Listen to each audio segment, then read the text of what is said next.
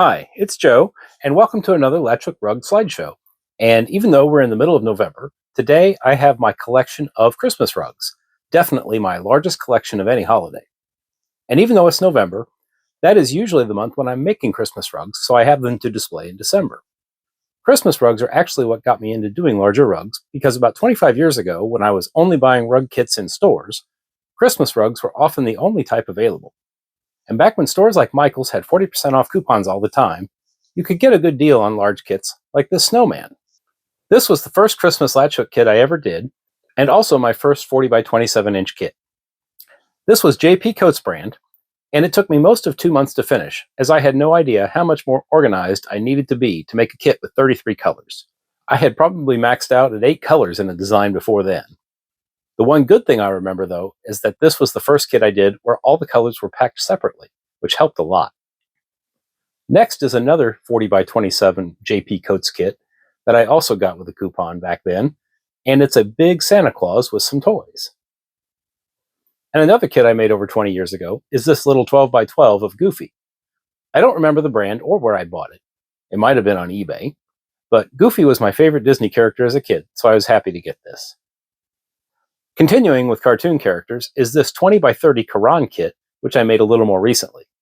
This is Bugs Bunny, and I got this from eBay, and it was actually partially started incorrectly when I got it, so it was just a little bit more work to make.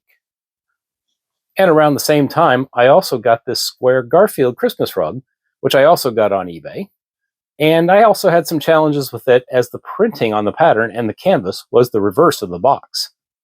But I liked the way it was shown on the box, so I scanned the pattern and reversed it and reprinted it, and hooked on the unprinted side of the canvas to get it the way I wanted. Next is a rug I made about 10 years ago, and was one of the first Hirschner's rugs I ever got.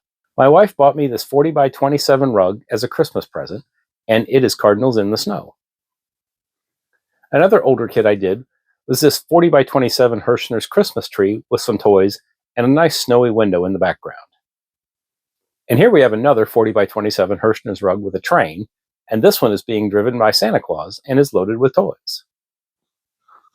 And here is another Hirschner's rug with a train, and this is more of a two-dimensional image of a Christmas town with a train and train station. This is a square that is about 38 inches on each side, and I mostly got this one just because it was half price. Here is a bit bigger rug, a 50 by 30 Hirschner's rug of a Christmas front porch. It kind of reminds me a lot of the Halloween front porch, and I think I did both of them in the same year. And here is a 40 by 27 Hirschner's rug of a Christmas fireplace, and I enhanced the rug by adding colored LED lights to the Christmas tree on the left side of the rug. Another Hirschner's rug I added lights to is this 50 by 30 rug that is a collage of Christmas scenes. I liked how the border was made to look like Christmas lights, and I enhanced it by adding real lights. And if you look close, you'll see that the gifts under the tree in this collage rug are actually just a reverse image of the gifts in the fireplace rug. And continuing with the Santas and trains is this 50 by 30 Hirschner's rug featuring a very colorful Santa and a train. But Santa doesn't normally ride a train, but he flies in a sleigh, like in this 40 by 20 Hirschner's rug. I especially like the little houses in the bottom of the design to give a sense of how high up the sleigh is flying. Now moving on to some smaller rugs like this Hirschner's vertical banner with a gingerbread house. The detail isn't great, but it is hard to get much in a pattern that's only 40 squares or 11 inches wide. Then there's this Hirschner's rug, which I think is 16 by 20, and it's a nice whimsical reindeer with lots of decorations kind of hanging around the antlers. This here is the only shaped Christmas rug I've done, and it's an orchidea kit of a Christmas tree. These orchidea kits make nice finished rugs because they use canvas with smaller holes and they use bright colors that really pop, but they come with the colors all mixed up, and having to sort the yarn makes these really time-consuming. This 20 by 27 rug wasn't a kit, but started as just a Hirschner's pattern that was available for free download, and it's supposed to spell the word Noel as a candy cane. The original pattern had a lot more red in the candy cane and a blue background, and I didn't really care for that. So I thought I'd see what it would look like if I made the candy cane green and turned the background white, but I was really not very satisfied with the result. Now this 12 by 12 rug was a similar project in that the pattern was a free Hirschner's download, but I'm much happier with the changes I made here.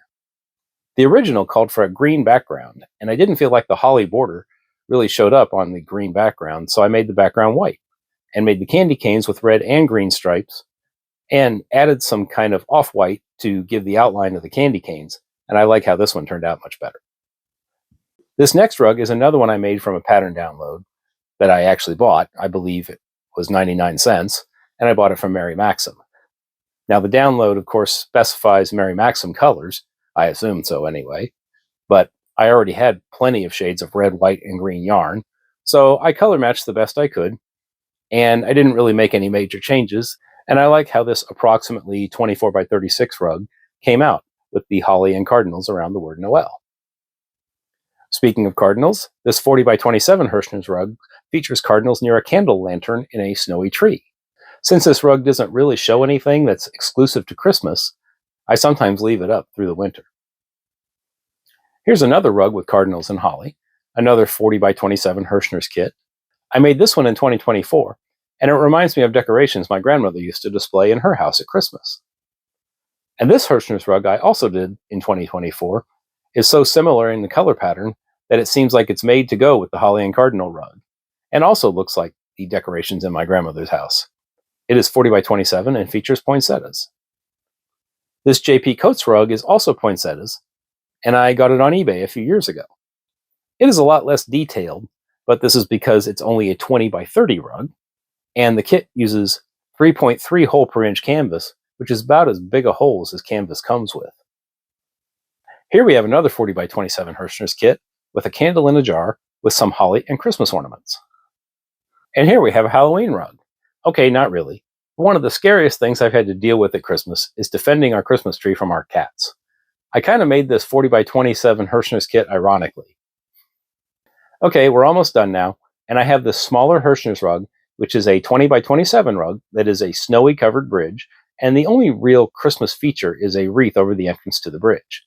But I made this in 2020, which was the year my mom passed away, and I was going through my first holiday season without her, and I know how much she liked covered bridges, so this was a little way to honor her. A year or two later, I made this 40 by 27 Hirschner's rug of a covered bridge which is more detailed, but essentially contains the same features of snow and a wreath on the bridge.